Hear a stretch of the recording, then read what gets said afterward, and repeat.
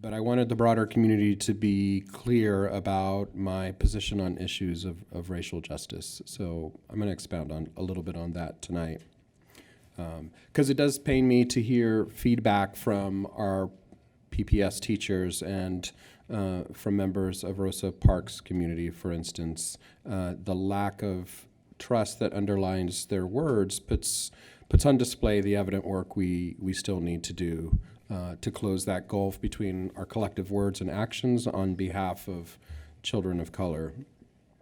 The commitment I bring to the students of Rosa Parks and in every underserved school community is that children of color and their parents deserve and have the right to expect that each day in school is affirming of our students' identity and that they feel that their culture is valued, that we ensure rigorous, culturally responsive instruction is provided, that as educators we demonstrate care for their academic, social, and emotional well-being.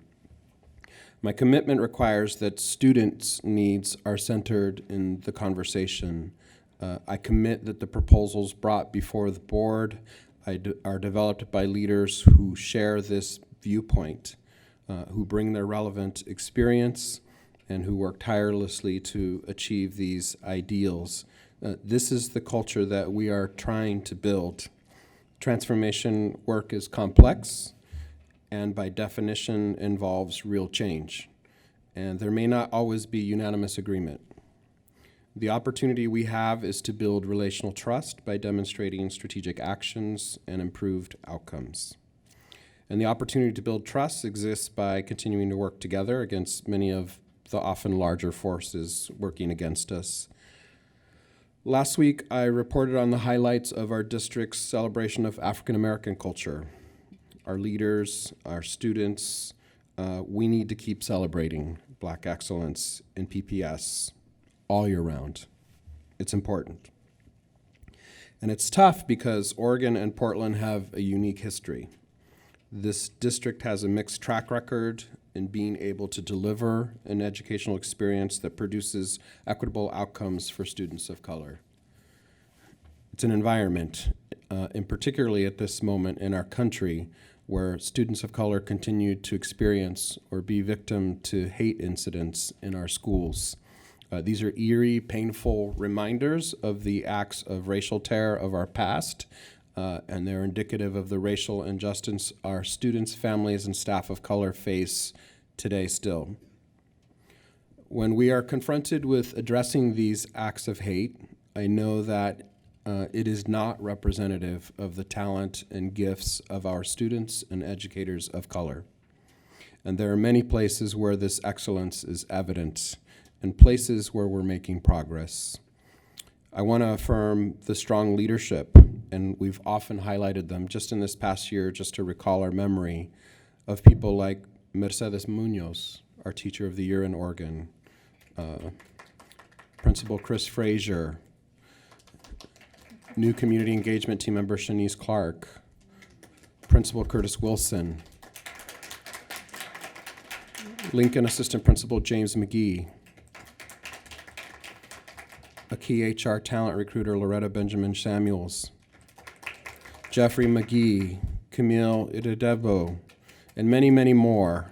And I also want to point out that our student leaders continue to grow in their own voice and leadership. We have examples around our offices all the time. Mr. Tay Viandre, if you're still here, who's always around bugging us about what we can do better. He might be upstairs. They like to wander around. Yeah. Not the best practice. I have some spreadsheets he could balance out for me. Jamari, Athili, Tiana Haley, Faisal Osman. These are just of the few of the names we get the opportunity, when we're not in schools to see around, who I appreciate for their feedback, so that we might listen to them, so that we might continue to identify more effective ways to continue elevating student voice and perspective. For me, these are small and big examples of leadership and Black excellence, and they're living proof of the resistance.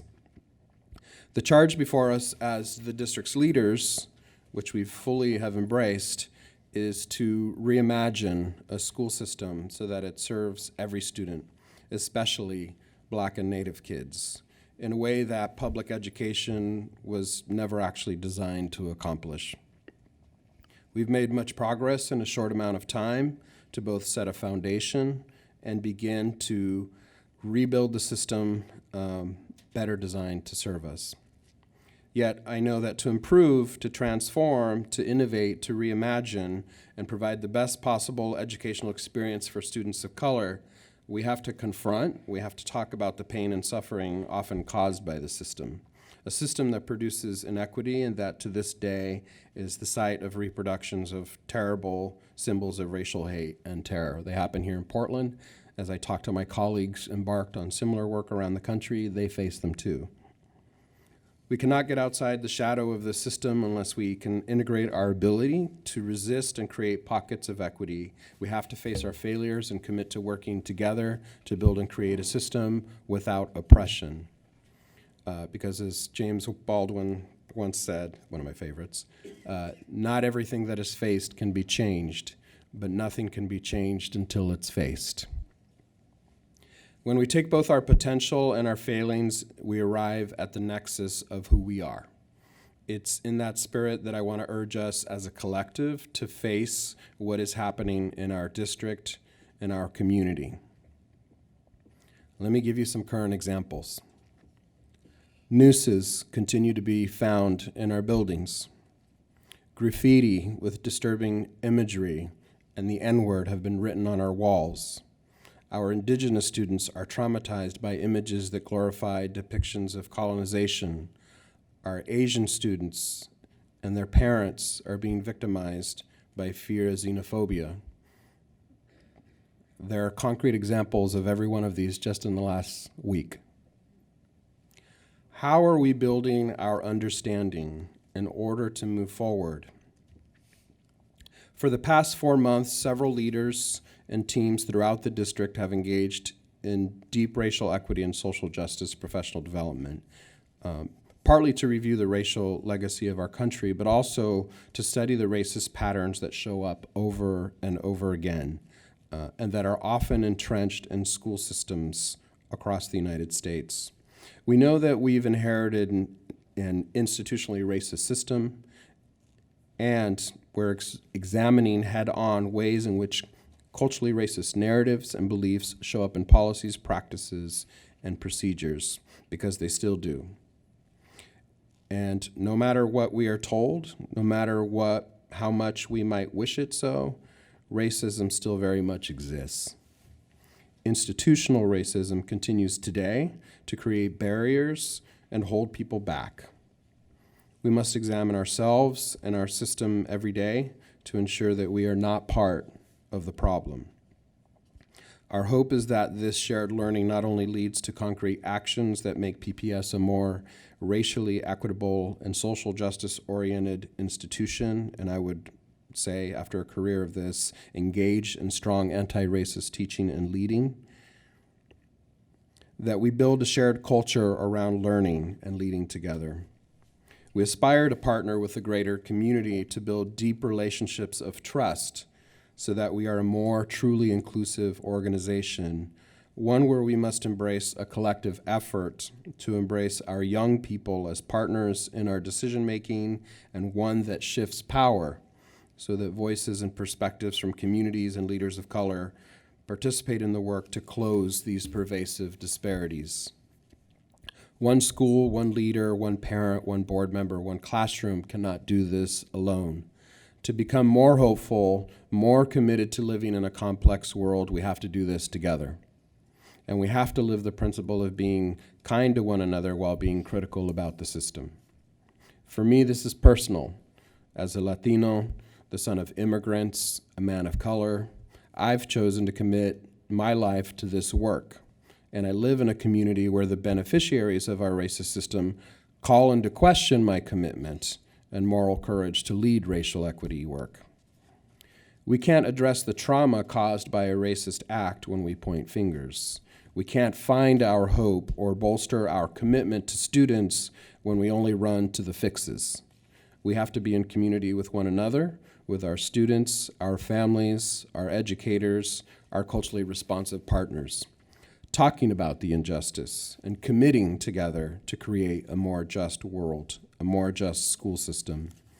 I believe, many of us believe, that the staff recommendation for Rosa Parks, with all the additional programs and resources included, is an improved array of responsive supports for students, the best way to ensure that we are able to influence the conditions in the school and do better by students of color.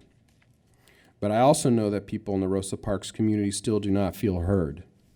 No matter the structural plan for the school or what calendar we use, we share a responsibility for continuing to find ways to bring us together so that we can fortify the relationship between district leadership and the school community.